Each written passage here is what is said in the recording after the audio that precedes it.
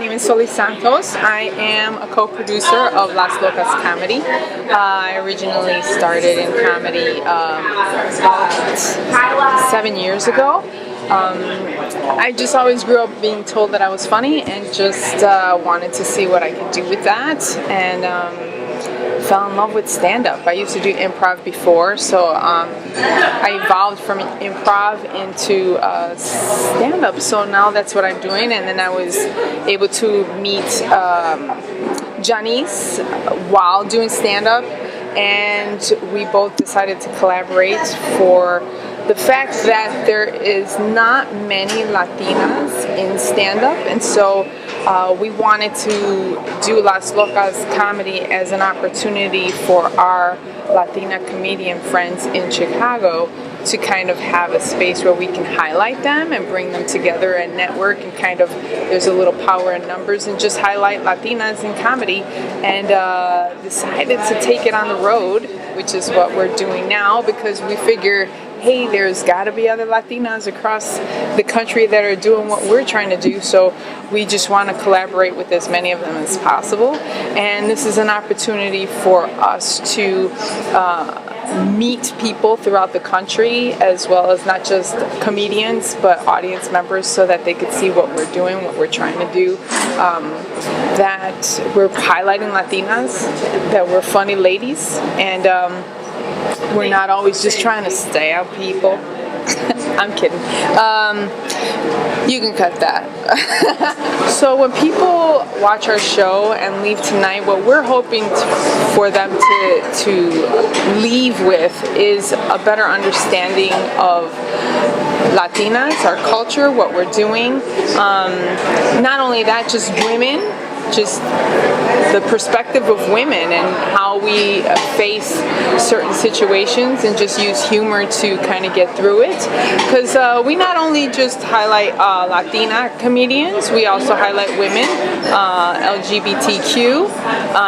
So we try to be as inclusive as possible. So our hope and our goal is for us to allow a small community of comedians to have a voice, so that audience members can get to know our culture and get to know our lifestyle better, and laugh with us along the way while we're doing it.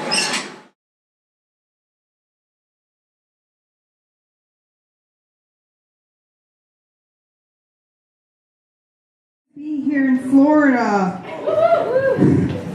Oh, you guys sound really excited to be in Florida too.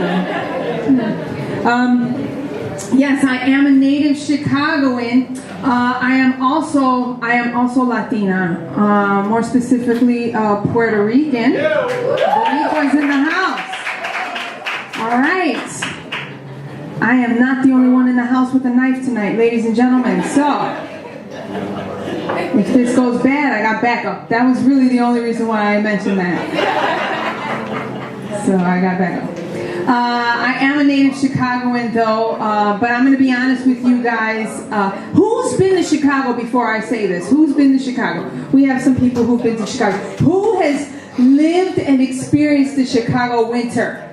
You know where I was going even before I finished the question. Okay, so you survived, you were scarred, is basically what you're telling me. Okay, I am a native Chicagoan, and I hate our winters. I'm not going to lie, I hate them. They're horrible and cold and very, very long. And so when I say long, I mean they can extend to like May, okay? And sometimes people don't believe me when I say that, and I'm like, listen, it snowed and hailed the night of my senior prom, okay? May 5th, 1970. I wasn't the only one that graduated that year, I can see. Okay. But like I said, I am Latina. I'm going to be honest with you guys. Being Latina is really tough nowadays. There's a lot of expectations with being Latina. Like, for example, I don't have any kids. I am so behind schedule, guys. By now, I should probably have 6 kids, 3 grandchildren, my oldest daughter, and I should be pregnant right now at the exact same time. My parents are really disappointed in me.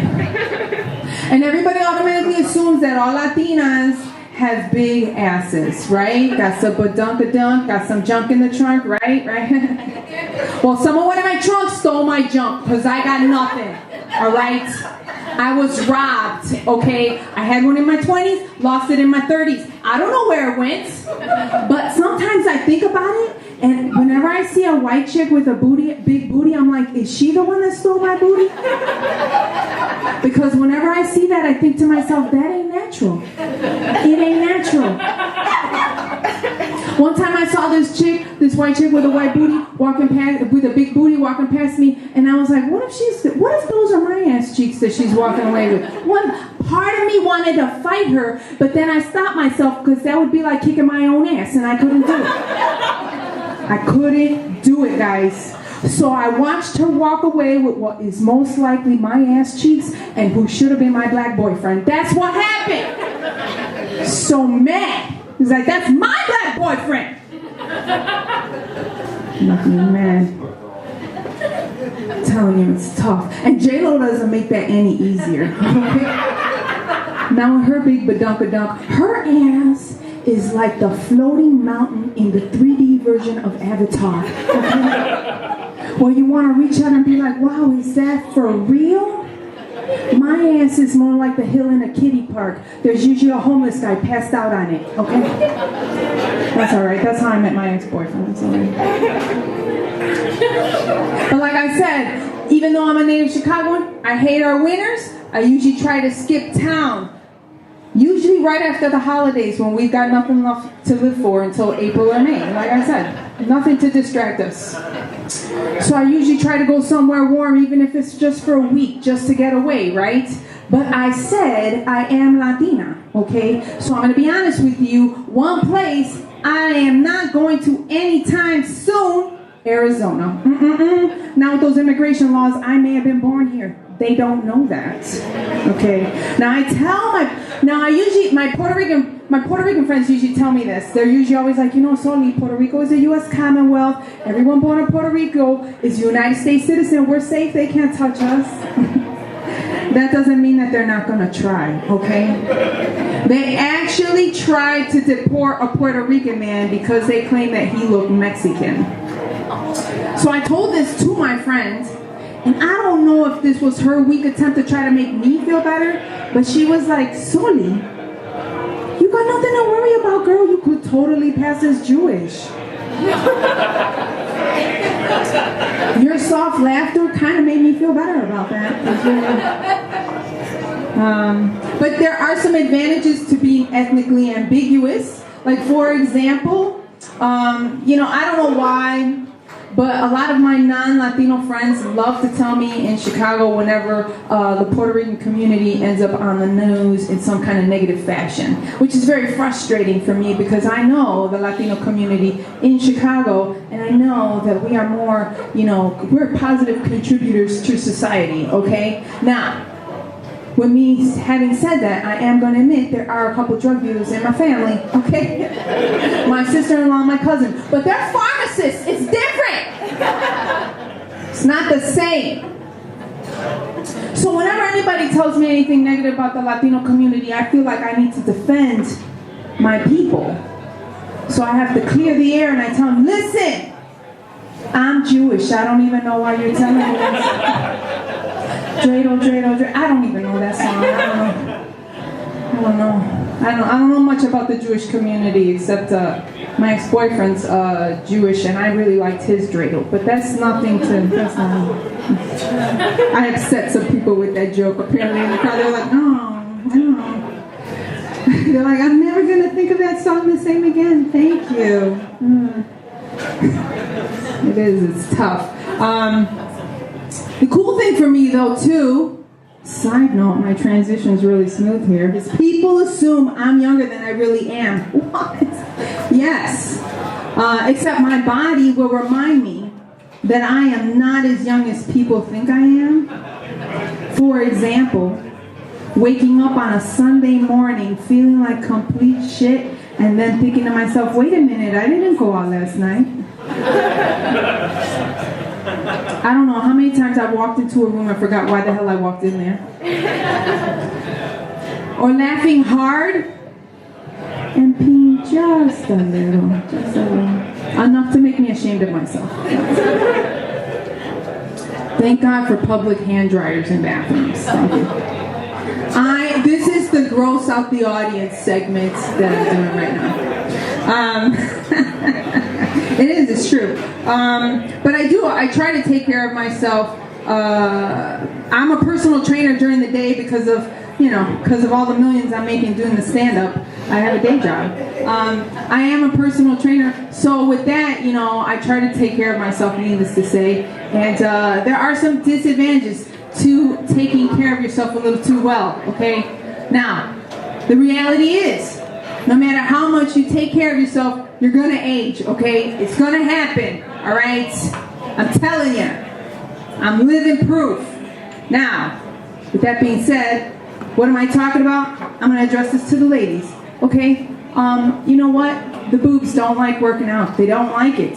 They don't like it, okay? Mine used to be up here. They're not here anymore. Now they're here, right? Now, at first I thought that was age and time, and then I realized it was just sadness and depression, just pushing them down. Sadness and depression. There's no weight on my shoulders. It's all being carried by the boobs. And sad. So, I remember when I was in college, Oprah was still on the air, okay? And she one time had an episode where she talked about breast elasticity and that there was what was called a pencil test. So to check your breast elasticity. So you take a pencil, you stick it under your boob. If it falls down, your elasticity is on point, ladies. If you stick that pencil on your boob, you put your arm down, and the pencil is still there, you got problems, all right? You're going down, or the ladies are, all right? And there's no more hope. So, I did this when I was in college, when I was still alive inside and sparkle in my eyes. So, the pencil didn't stay. It fell, and I was like, woo, I still got it. Of course I did. I was like 20 years old, okay? I don't know what happened to me last week, guys. I live alone. I walked past my dresser and there was a pen there. And I thought to myself, well, nobody's here. I don't have a shirt on. Let's see what happens. You guys, I have not found that pen since, okay? It has been gone. I like to compare them now to couch cushions. You lift them up, you find a bunch of Dorito crumbs, some loose change. I have Lincoln's face permanently embossed underneath my left breast. That's what's happening. I just found my remote after 2 weeks. It's tough. So how do I try to make myself feel better and regain my youth? I date a man 12 years younger than me. What? Thank you.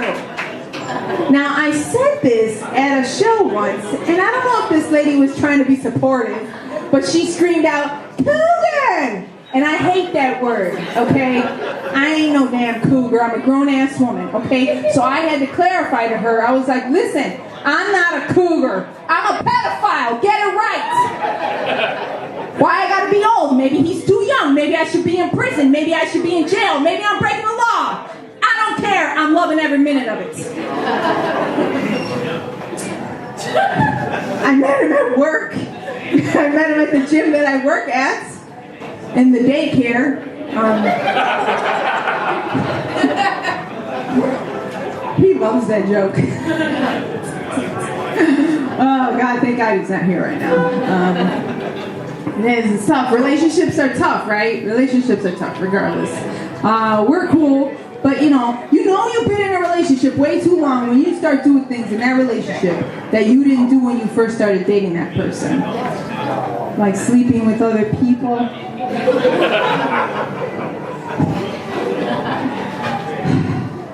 Breakups are tough. I've had past relationships, so I know it's tough to be the breakuper. It's tough to be the breakupee. The breakuper, you know, it's like that. The whole question becomes, oh, how did I get rid of this asshole? I don't even know. Right? So I started thinking ways to break up with somebody you're dating, and then I started thinking about the ways like people meet and they try to start dating, right? And then I started thinking about like dudes and the way they go about doing it. And then I started thinking about cheesy pickup lines. You know, like for example, like when a guy will come up and say something terrible like, hey girl, is that a pile of sugar that you're sitting on? Because that ass of yours is real sweet. Like something shitty and cheesy like that. What if we had breakup lines like that, which I like to refer to as drop-off lines, okay? So I'm going to give you a couple. You guys let me know what you think, okay?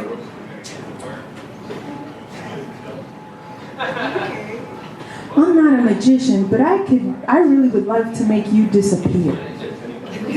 No? Okay. How about this one? Being with you is like being in Alcatraz. This is a life sentence. No? Okay. All right, wait. I got a couple more. Okay. I'm not a fortune teller, but I can see me breaking up with you. I got one more.